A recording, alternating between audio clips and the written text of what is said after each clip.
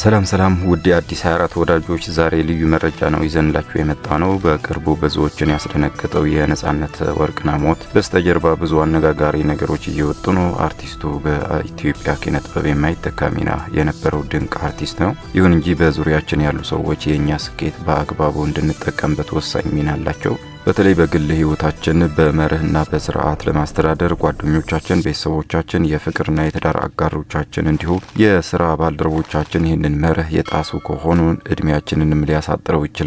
ሰዎች ስንፈጠር ለስህተት የተጋለጥን እንደመሆናችን መጠን ስንሳሳት የሚመልሰን ከሌለ ወይም ሰዎች ወደ ተሳሳተ መንገድ ሲሄዱ በጓደኝነት ይሁን በሌላ ምክንያት አብረን ከተሳሳትን መጻያችን አደገኛ ይሆናል። ይህ በነጻነት ወርቅነህ ያጋጠመ ይመስላል። ከዚህ ዓለም በሞት በተለየ ሰሞን የኢትዮጵያ ህዝብ ብዙ ጥያቄዎችን አንስቶ የነበረ ቢሆንም ቤተሰቦቹ በተለያዩ ሚዲያዎች በሰጧቸው ቃለ መጠይቆች መልሶ ጥያቄዎችን እንዲያቆም አድርገው ነበረ። አሁን ደግሞ ቤተሰቦቹ ስለ ነጻነት ወርቅነህ ሞት አዲስ አነጋጋሪ መረጃ እያጋሩ ይገኛል። እሱን ወደ እናንተ ላድረስላችሁ። አንዷ ስለ አሟሟቱ አስተያየት የሰጠችው የነጻነት ወርቅነህ እህት ሚሚ ወርቅነህ ስትሆን ነጻነት የዛሬ 4 ዓመት ወርቆ ሐኪም ቤት ሲሄድ አይሲኤምሲ ሆስፒታል የአንጀት መድማት ነው አሉኝ ብሎ ነግሮኝ ነበረ። አሜሪካ ጥሩ ሕክምና ለሄደ አልነው። አሜሪካ ሄደ። አሜሪካ ሄዶ ሚስቱ ወደ ቤት ውስጥ ወደቀብኝ አለች። አሜሪካ ያልተመቻቹለት ነገር ነበሩ። ከአሜሪካ የተመለሰው በጣም ከፍቶት ነበረ።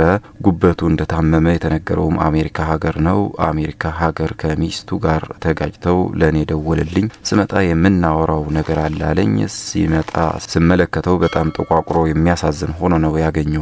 ተመልሼ ወደ አሜሪካ አልሄድም አለኝ። በትዳሩ ደስተኛ አልነበረም። የሚስቱ እናት ከዚህ ሆና ነገር ታቀብላለች። አሜሪካ ሀገር ላይ ሚስቱ አትረዳውም ነበረ።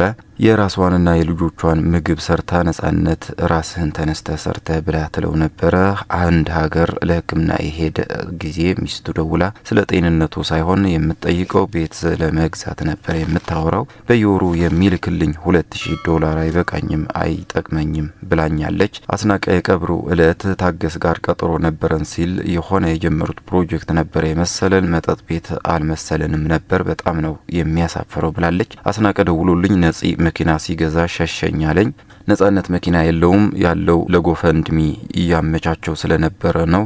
ነጻነት ከተገዛ 8 ወር የሞላው መኪና አለው። አስናቀ በ29 ዓመታት 1 ወር ብቻ ነው የተለያየ ነው የሚለው አላምንበትም። መንታ ነኝ ቢልም ችግር የለብኝም። እውነተኛ ወዳጅ ማለት ከእናንተ ሀዘን የኔ ይበልጣል እያለ ወከባ መፍጠር ሳይሆን ለጓደኛ መስዋዕት መሆን ነው። እንዳይጠጣ እንዳይጎዳ ማድረግ ነበረበት። ነጻነት ለልጆቹ ብር ይልካል።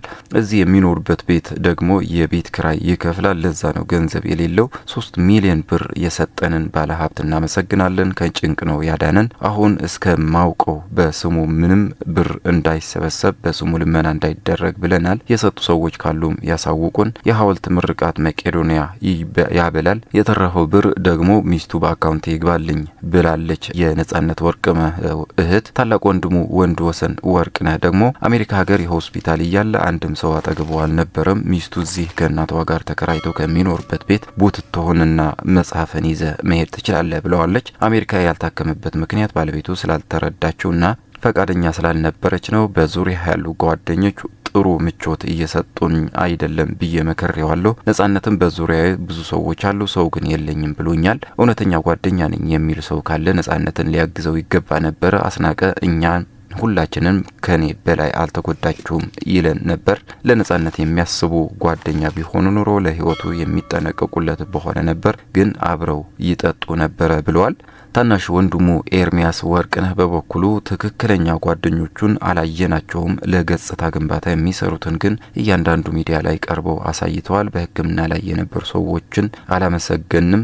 ተዋናይት ኤልሳቤጥ ወይም ቀጮና ባዩሽ ከበደ ሚጡ አልተመሰገኑም። አስናቀ ነጻነትን የሚመጥን ንግግር አይደለም እየተናገረ የነበረው። የነጻነት ሰርግ ላይ አስናቀ ጭራሽ አልነበረም። ከእናንተ በላይ እኔ ያውቀዋለሁ አቀርበዋለሁም እያለን ነው።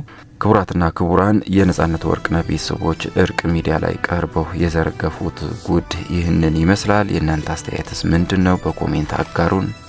መልካም ጊዜ